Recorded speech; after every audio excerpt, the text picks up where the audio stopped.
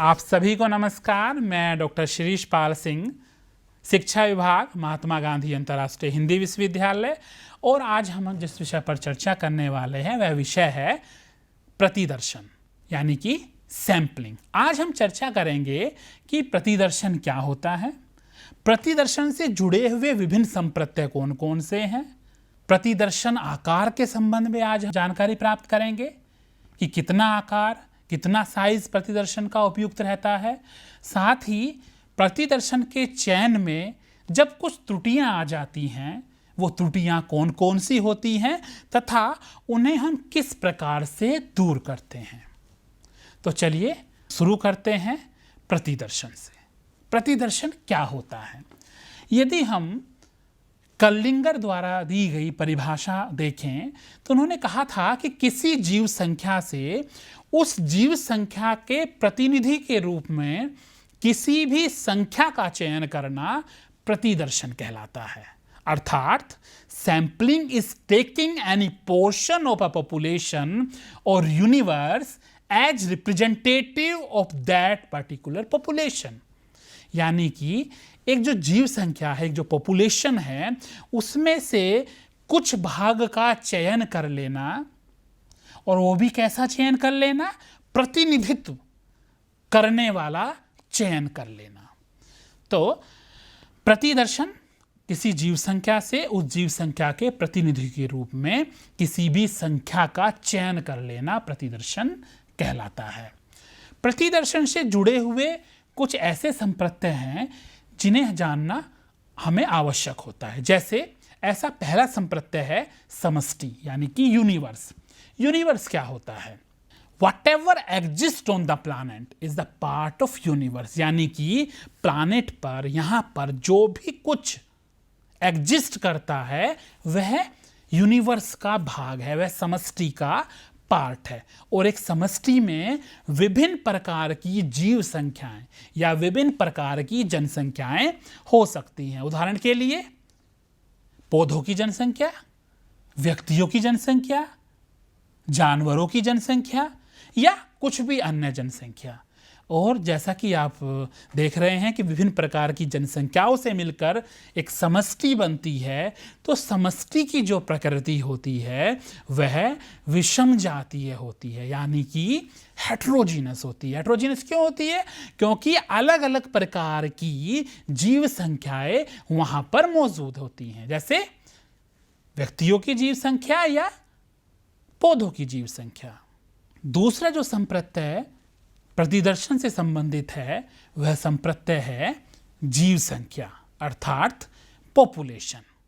Population क्या होती है? एक यूनिवर्स का विशेष रूप से परिभाषित भाग, जिसको हम कहेंगे कि well defined small portion of the universe. यानी कि एक समष्टि का अच्छी तरीके से परिभाषित किया गया एक भाग, एक टुकड़ा जीव संख्या या पॉपुलेशन कहलाता है। ये क्या है? ये ऐसे एक व्यक्तियों का समूह है जिनमें समान विशेषताएं होती हैं। जैसे हमने अभी बात की थी कि एक समष्टि में बहुत सारी जीव संख्याएं हो सकती हैं। जैसे एक जीव संख्या है व्यक्तियों की जीव संख्या, तो उसमें क्या होंगे? सभी व्यक्ति होंगे, सभी मनुष्य होंगे। तो उसमें क्योंकि सभी मनुष्य हैं तो एक जैसी समान विशेषताएं सभी मनुष्यों में होती हैं, है ना? तो जीव संख्या क्या है? एक ऐसे व्यक्तियों का समूह है जिनमें समान विशेषताएं होती हैं। और एक अनुसंधायक उस जीव संख्या को अपने अनुसंधान के लिए विशेष रूप से परिभाषित करता है। कैसे? उदाहरण के लिए यदि मैं एक अनुसंधायक हूं और मैं यह अध्ययन करना चाहता हूं कि अध्यापकों की अभिवृत्ति ऑनलाइन शिक्षण के प्रति कैसी है, तो यहां मैं अपनी जीव संख्या को इस प्रकार से परिभाषित करूंगा कि सभी अध्यापक जो कि उच्च शिक्षा स्तर पर ऑनलाइन शिक्षण कार्य कर रहे हैं। तो एक अनुसंधायक जिसे अपने अनुसंधान के लिए, अपने शोध के लिए विशेष रूप से परिभाषित करके रखता है, ऐसा व्यक्तियों का समूह जीव संख्या कहलाता है। और यह जीव संख्या एक छोटी जीव संख्या भी हो सकती है, एक मध्यम आकार की जीव संख्या भी हो सकती है और एक बहुत बड़े आकार की जीव संख्या भी हो सकती है। जैसे शिक्षकों का ही हम उदाहरण ले लें कि एक विशेष विश्वविद्यालय के स्नातक स्तर पर पढ़ाने वाले शिक्षक हमारे जीव संख्या हो सकते हैं। एक राज्य के समस्त विश्वविद्यालयों में पढ़ाने वाले शिक्षक हमारी जीव संख्या हो सकते हैं, या पूरे देश में स्नातक स्तर पर पढ़ाने वाले शिक्षक हमारी जीव संख्या हो सकते हैं। तो इस प्रकार से हम देखते हैं कि या जीव संख्या या तो छोटी हो सकती है, बड़ी हो सकती है, मध्यम आकार की हो सकती है, लेकिन यह उसकी विशेषता होती है कि अनुसंधायक अपने अनुसंधान के लिए उसे विशेष रूप से परिभाषित करके रखता है। तीसरा जो संप्रत्यय है प्रतिदर्शन का, वह संप्रत्यय है प्रतिदर्शन ढांचा, जिसको हम सैंपलिंग फ्रेम के नाम से जानते हैं। प्रतिदर्शन ढांचा क्या है? Listing all the members of the population is called frame और सैंपलिंग फ्रेम, यानी कि एक जीव संख्या के समस्त सदस्यों को विशेष रूप से क्रमबद्ध कर देना प्रतिदर्शन ढांचा कहलाता है। रिसर्चर यानी कि एक अनुसंधायक हो सकता है कि उसके लिए उस जीव संख्या का ढांचा बनाना यानी कि फ्रेम बनाना संभव हो, और यह भी हो सकता है कि उस अनुसंधायक के लिए उस जीव संख्या का ढांचा या फ्रेम बनाना संभव ना हो, यानी कि उस जीव संख्या को लिस्ट करना संभव ना हो। और इसको हम एक अन्य नाम से भी जानते हैं जिसको हम टारगेट पॉपुलेशन भी कहते हैं। और इसी टारगेट पॉपुलेशन में से, इसी प्रतिदर्शन ढांचा या सैंपलिंग फ्रेम में से हम एक प्रतिदर्श का चयन करते हैं, और उस चयन को करने के लिए विभिन्न प्रकार की विधियों का हम उपयोग करते हैं। अगला जो संप्रत्यय है वह है प्रतिदर्श यानी कि सैंपल। सैंपल क्या होता है? जैसा कि बात की कि एक पॉपुलेशन का एक छोटा भाग, और कैसा भाग? जो उसको रिप्रेजेंट कर रहा हो, जो उसका प्रतिनिधित्व कर रहा हो, ऐसा भाग सैंपल कहलाता है। और जो टारगेट हमारी पॉपुलेशन, या हम ये भी कह सकते हैं कि जो हमारी टारगेट पॉपुलेशन है उसका एक उपसमूह प्रतिदर्श होता है, यानी कि जनसंख्या का ऐसा भाग जो कि उस जनसंख्या का प्रतिनिधित्व कर रहा हो, या टारगेट पॉपुलेशन का एक छोटा भाग प्रतिदर्श या सैंपल कहलाता है। अब हम बात करते हैं सैंपलिंग। सैंपलिंग क्या होती है, यानी कि प्रतिदर्शन क्या होता है? Sampling refers to the procedure of selecting sample from the population, यानी कि जो जीव संख्या, जो हमने अपनी जीव संख्या को विशेष रूप से परिभाषित करके रखा है, उस जीव संख्या में से प्रतिदर्श का चयन करना। अब हम ये जानने का प्रयास करते हैं कि एक अनुसंधायक प्रतिदर्शन या प्रतिदर्श का चयन क्यों करता है। वो इसलिए करता है क्योंकि वह यह चाहता है कि जो भी अनुसंधान कार्य वह करे, उस अनुसंधान के जो परिणाम हैं, उन परिणामों को वह एक बड़े समूह पर सामान्यीकृत कर सके, या उस परिणामों की उपयोगिता बहुत सारे लोगों के लिए हो। और उन सभी लोगों को क्योंकि अपने अनुसंधान में जगह देना संभव नहीं हो पाता, तो इसलिए एक अनुसंधायक ये कार्य करता है कि उस समूह का एक छोटा भाग, एक ऐसा भाग जो उस समूह को प्रतिनिधित्व कर रहा हो।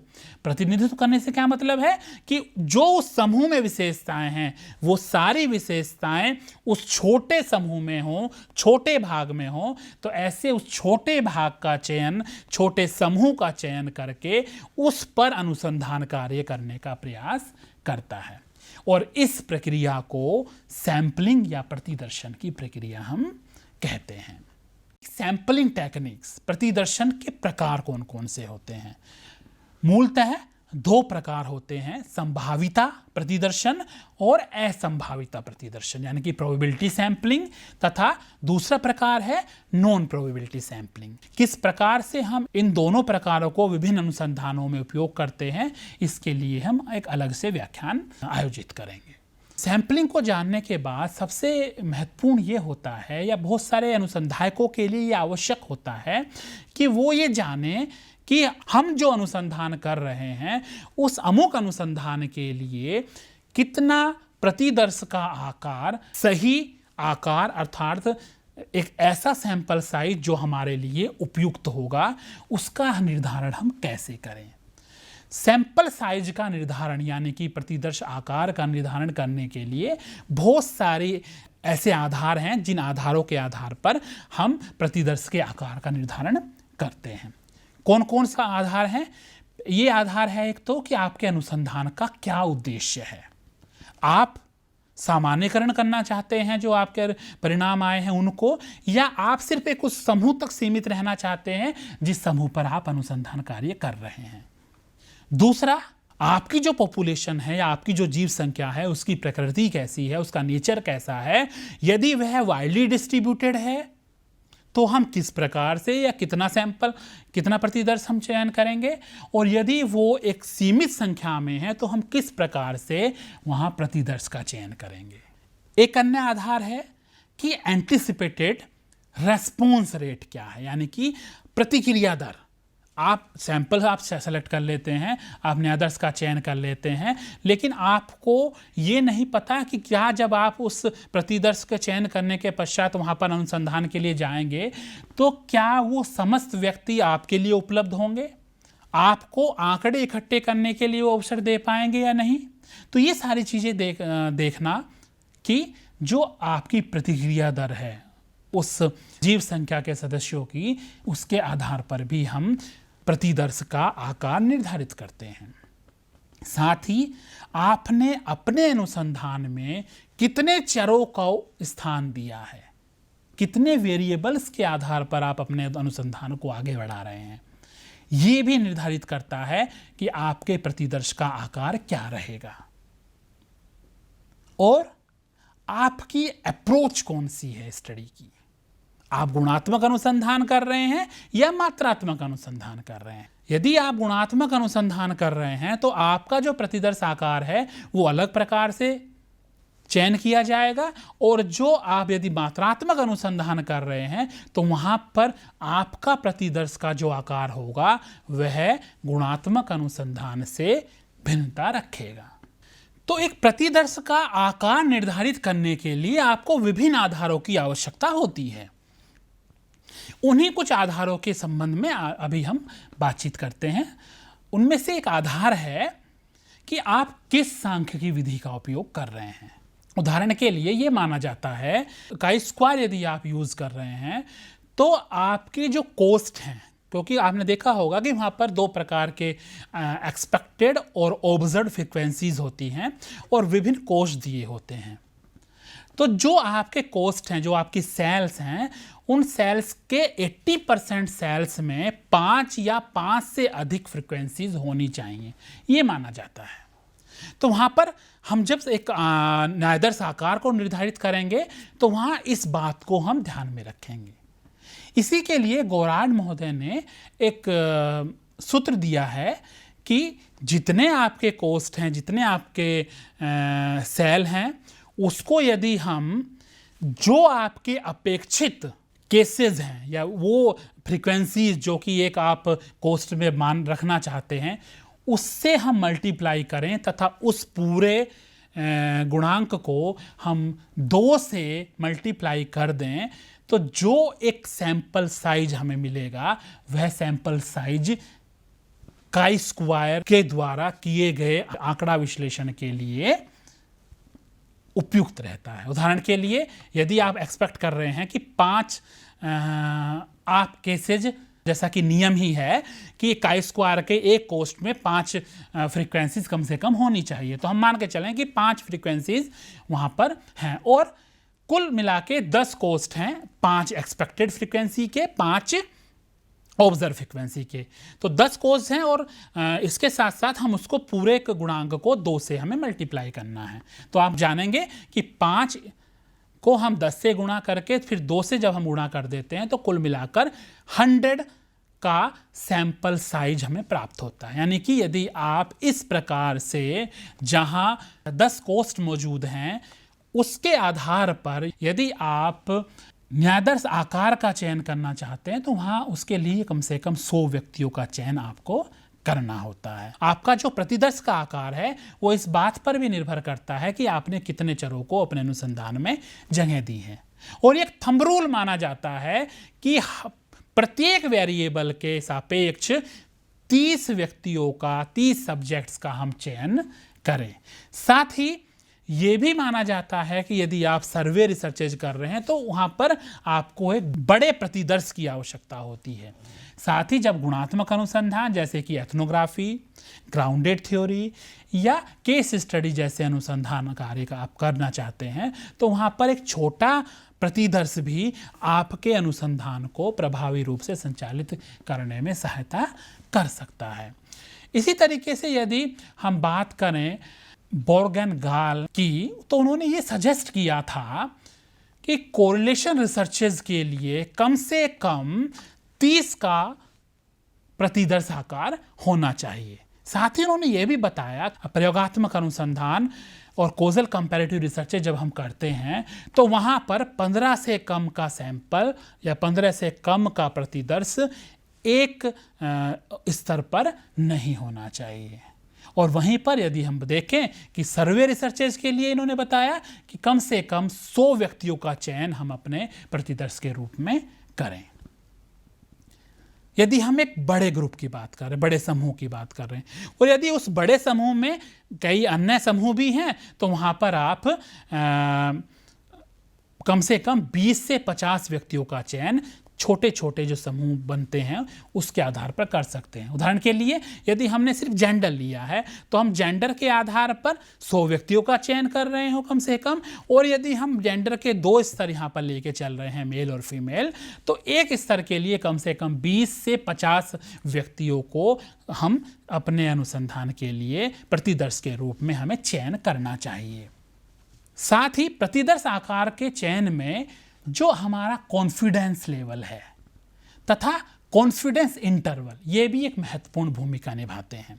कॉन्फिडेंस लेवल मतलब जो हमारा विश्वसनीयता का स्तर है। जैसा कि आपको विदित है कि बिहेवियरल साइंसेज में हम ज़्यादातर अपने परीक्षण की जो सार्थकता की जांच करते हैं वो 95% स्तर पर करते हैं। तो ये बताया जाता है कि यदि 95% स्तर से हम अपने सार्थकता स्तर को बढ़ाते हैं तो हमें अधिक प्रतिदर्श की आवश्यकता होती है। सिमिलरली यदि हम उस 95% स्तर को नीचे लेके जाते हैं या घटाते हैं तो हमें कम प्रतिदर्श की आवश्यकता होती है। इसके अतिरिक्त बटलेट एट ऑल के द्वारा भी प्रतिदर्श आकार के संबंध में विचार दिए गए हैं। उन्होंने बताया था कि जो हमारा चर है वो चर किस स्तर का है, सतत चर है या असतत चर है, इसके आधार पर भी हम प्रतिदर्श का चयन करते हैं। यदि जो हम अनुसंधान करने वाले हैं वह कैटेगरिकल वेरिएबल्स पर हम अनुसंधान कर रहे हैं, यानी कि असतत चरों पर हम अनुसंधान कर रहे हैं, जैसे कि उदाहरण के लिए जेंडर है या फिर लोकेलिटी है या फिर कोई भी अन्य ऐसा चर जो असतत प्रकृति का होता है, तो वहाँ पर हमें एक बड़े प्रतिदर्श की आवश्यकता होती है। लेकिन हमारा चर जिस पर हम अनुसंधान कार्य कर रहे हैं वो सतत चर है। सतत चर जैसे कि एकेडमिक अचीवमेंट या भार या आपका लंबाई, तो वहाँ पर हमें एक छोटा यदि सैंपल भी है, छोटा प्रतिदर्श भी है, वहाँ उससे भी हमारा काम चल जाता है। इसी तरीके से बटलेट एट ऑल ने यह भी सजेस्ट किया यदि आप फैक्टर एनालिसिस जैसे स्टैटिस्टिकल टेक्निक्स को यूज कर रहे हैं तो वहाँ कम से कम 100 लोगों को प्रतिदर्श के रूप में आपको चयन करना चाहिए। साथ ही ये भी उन्होंने बताया कि यदि आपके स्ट्रेटा ज़्यादा हैं, है ना, यदि आपने अपने पॉपुलेशन को विभिन्न स्ट्रेटाज में डिवाइड किया हुआ है तो उस स्ट्रेट जैसे जैसे आपके स्ट्रेटाज बढ़ते जाते हैं वैसे ही वैसे आपका प्रतिदर्श का आकार भी बढ़ता जाता है। प्रतिदर्श आकार के संबंध में जो एक सबसे महत्वपूर्ण सूत्र प्रतिपादित करने वाले थे वह थे कैंसी एंड मॉर्गन। उन्होंने क्या किया था, उन्होंने ये बताया कि प्रतिदर्श आकार का चयन हम अपनी जनसंख्या, हम कितना उस जनसंख्या के पोर्शन को इम्पोर्टेंस दे रहे हैं अपने प्रतिदर्श आकार में, साथ ही हमारे जो कॉन्फिडेंस लेवल क्या है, उस आधार पर हम किसी भी जीव संख्या के लिए प्रतिदर्श आकार का चयन कर सकते हैं। साथ ही उन्होंने एक टेबल भी प्रपोज की थी, जैसा कि उस टेबल में प्रदर्शित होता है, कितनी भी बड़ी जनसंख्या है उसके लिए 384 व्यक्तियों का प्रतिदर्श आकार सफिशिएंट होता है। तो इस प्रकार से हम देखते हैं कि अलग अलग व्यक्तियों ने अलग अलग प्रकार से सैंपल साइज को यानी कि प्रतिदर्श आकार को के संबंध में अपने अपने विचार रखे हैं। और हमें कितना सैंपल साइज लेना है यह डिपेंड करता है कि हमारी पॉपुलेशन कैसी है, हमारा जो जीव संख्या के आधार पर जो हम चयन करने जा रहे हैं उस चयन की विधि हम कौन सी उपयोग में लाने जा रहे हैं, हमारे अनुसंधान का कौन सा उपागम हमने चयन किया है, गुणात्मक अनुसंधान हमने चयन किया है या मात्रात्मक अनुसंधान हमने चयन किया है। साथ ही ये भी माना जाता है कि यदि आपकी जो पॉपुलेशन है, आपकी जो जनसंख्या है, उसमें समजातीयता का गुण यदि है तो वहाँ पर छोटे प्रतिदर्श से भी काम चल जाता है। यदि आपकी जो जनसंख्या है वो विषम जातीय प्रकृति की है तो वहाँ पर जरूरी है कि आप एक बड़ा प्रतिदर्श का चयन करें। प्रतिदर्श चयन के संबंध में, प्रतिदर्श आकार के संबंध में या प्रतिदर्श आकार को निर्धारित करने के लिए प्रतिक्रिया दर भी एक महत्वपूर्ण भूमिका निभाती है। आप जानते हैं कि यदि हमने कोई प्रतिदर्श का चयन करना है तो हम क्या करते हैं, मान लें हमें 500 लोगों का चयन करना है प्रतिदर्श के रूप में, तो हम क्या करते हैं, हम 500 लोगों के बारे में जानकारी प्राप्त करते हैं और उनको चयन करने का प्रयास करते हैं। लेकिन जब आप वास्तविक रूप से क्षेत्र में जाते हैं तब आप देखते हैं कि उन सभी व्यक्ति की उपलब्धता पहले से हम सुनिश्चित नहीं कर सकते। तो इसलिए प्रतिक्रिया दर एक महत्वपूर्ण संप्रत्यय के रूप में काम करता है जब आप प्रतिदर्श को चयन करें। तो क्या संप्रत्यय है कि जो आपका डिजायरेबल सैंपल साइज है, जो आप वास्तव में सैंपल लेना चाहते हैं, और एक ऐसा रेस्पॉन्स रेट जो कि एक रिसर्चर मान के चलता है कि मुझे इतने व्यक्ति प्रत्युत्तर देंगे या इतने व्यक्ति मेरे लिए उपलब्ध होंगे, वह रेस्पॉन्स रेट को यदि हम एक रेशो उसका निकालें तो जो साइज सैंपल का वहाँ पर हमारे सामने प्रस्तुत होता है, हमें वह साइज या वह आकार प्रतिदर्श के रूप में चयन कर लेना चाहिए। लेकिन बात यह है कि वह हम पहले से एक रिसर्चर कैसे डिसाइड करे कि इतने लोग ही मुझे प्रत्युत्तर देंगे। तो उसके लिए दो तरीके हैं। एक तो यह है कि रिसर्चर का जो व्यक्तिगत अनुभव है, रिसर्चर का जो एक ज्ञान है उस जीव संख्या के संबंध में, या एक ट्राई आउट करके हम उस जीव संख्या के कुछ लोगों पर एक ट्राई आउट करके उस ट्राई आउट में जितने प्रतिशत लोग आपको रेस्पॉन्स दे रहे हैं, प्रतिक्रियाएं दे रहे हैं, उतने लोगों को आप ये मान लेते हैं कि इतने प्रतिशत लोग हमें वास्तव में जब हम अपने अनुसंधान को करेंगे तो उतने लोग हमें उपलब्ध होंगे। उदाहरण के लिए यदि आपका डिजायर्ड सैंपल साइज जो है 100 है, आप 100 लोगों को प्रतिदर्श के रूप में चयन करना चाहते हैं, साथ ही अपने अनुभवों से और आपके द्वारा किए गए ट्राई आउट से यह स्पष्ट हुआ कि आपको सिर्फ 80% लोग ही मिलेंगे, तो उसका जब हम रेशो निकालेंगे 100 डिवाइडेड बाय 0.80 तो आप देखेंगे कि आपको 125 व्यक्तियों का चयन करना होगा यदि आप ये मान के चलते हैं कि मेरा जो अपेक्षित प्रतिदर्श आकार है वो 100 हो, तो वो 100 हो। तो इस प्रकार से हम देखते हैं विभिन्न आधारों पर हम एक सैंपल के आकार को निर्धारित करते हैं। अब हम बात करते हैं कि जब हम सैंपल जब सेलेक्ट कर लेते हैं, प्रतिदर्श का चयन करने के पश्चात हम ये देखते हैं कई बार क्या होता है कि प्रतिदर्शन के चयन में या प्रतिदर्शन के आधार पर किए गए अनुसंधान के परिणामों में त्रुटियां आने की संभावनाएं होती हैं। इन त्रुटियों को हम सैंपलिंग एरर या प्रतिदर्शन त्रुटियों के नाम से जानते हैं। एक उदाहरण से हम इसको समझ सकते हैं। उदाहरण के लिए आपकी जो जीव संख्या है 10,000 लोगों की है। 10,000 लोग को आपने स्पेसिफिकली डिफाइन किया है कि ये हमारी जीव संख्या है। उसमें से आपने 500 लोगों का चयन किया। क्यों चयन किया? क्योंकि आप उन 500 व्यक्तियों की सामूहिक बुद्धि लब्धि का मापन करना चाहते हैं। अब आपने चयन कर लिया, उससे जो आपका मीन मध्यमान आपको प्राप्त हुआ और आपको एक स्टैंडर्ड डेविएशन यानी कि मानक विचलन आपको गणना करने पर प्राप्त होता है।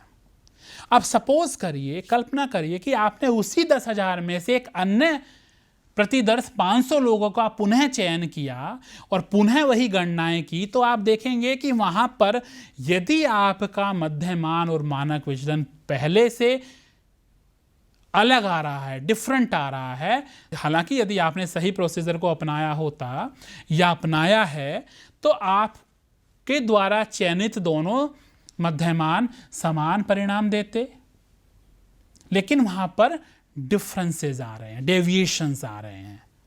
तो इसका मतलब क्या है कि आपने जो चयन किया है 500 लोगों का पहले का, और जो दूसरे 500 लोगों का चयन आपने किया है, वो कहीं ना कहीं एक दूसरे से विभिन्नता रखते हैं।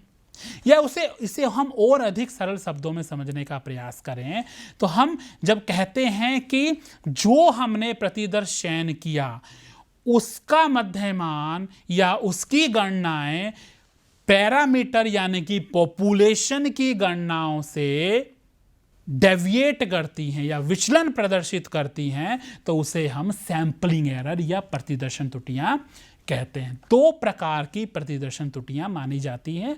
पहली, जिसको हम सिस्टमैटिक, बायस्ड तथा नॉन सैंपलिंग एरर के नाम से जानते हैं। दूसरी प्रतिदर्श त्रुटियों का प्रकार अनसिस्टमैटिक, अनबायस्ड और सैंपलिंग एरर के नाम से जिसे हम जानते हैं। पहले प्रकार की त्रुटियां कौन सी होती हैं? ऐसी त्रुटियां जो कि तब प्रदर्शित होती हैं जब कोई हम अनुसंधान कार्य कर रहे होते हैं तो हमारा प्रोसीजर यदि फॉल्टी हो, हमने जो तकनीक का उपयोग किया सैंपल के सिलेक्शन के लिए या सैंपलिंग फ्रेम बनाने के लिए, वो प्रोसीजर सही ना हो, हमने सही रिसर्च अप्रोच का चयन ना किया हो, है ना, इनकरेक्ट सैंपलिंग फ्रेम हमने बनाया हो, डेटा जो हमने कलेक्ट किया वो सही प्रविधियों से या सही उपकरणों से ना किया हो, साथ ही उस डेटा को कोड करते समय कुछ गलतियां हो गई हों, या फिर उस डेटा का विश्लेषण करते समय कुछ समस्याएं आ गई हों, तो उसके आधार पर जो परिणाम, जो ऐसे डेविएटेड रिजल्ट्स हमें मिलते हैं, ऐसे त्रुटियों को हम सिस्टमैटिक, बायस्ड या नॉन सैंपलिंग एरर कहते हैं। दूसरे प्रकार की जो सैंपलिंग एरर्स या प्रतिदर्शन त्रुटियां हैं, वो इस प्रकार की सैंपलिंग एरर्स होती हैं जो कि चांस के कारण आती हैं। जब कहा भी जाता है कि these arises due to the limitation of the sampling procedure.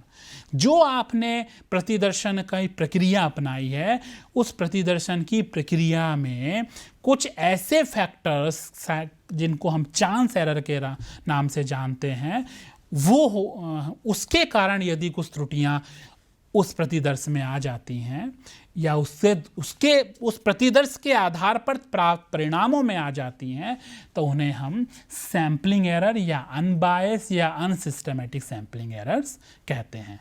इस प्रकार से साथियों, आज हमने ये जानने का प्रयास किया कि प्रतिदर्श से जुड़े हुए विभिन्न संप्रत्यय क्या क्या हैं, प्रतिदर्श आकार को हम किस प्रकार से निर्धारित करते हैं, तथा प्रतिदर्श के चयन में किस प्रकार की त्रुटियां आने की संभावनाएं होती हैं। अगले व्याख्यान में हम ये जानने का प्रयास करेंगे कि प्रतिदर्शन के विभिन्न प्रकार कौन कौन से हैं। साथ ही यह भी विशेष रूप से जानने का प्रयास करेंगे कि यदि हम गुणात्मक अनुसंधान अथवा मिश्रित अनुसंधान उपागम को लेकर हम कोई अनुसंधान कार्य करते हैं, तो हम किस प्रकार के प्रतिदर्शन प्रविधियों का चयन हमें करना चाहिए। इसी के साथ एक बार पुनः आप सभी को नमस्कार, धन्यवाद।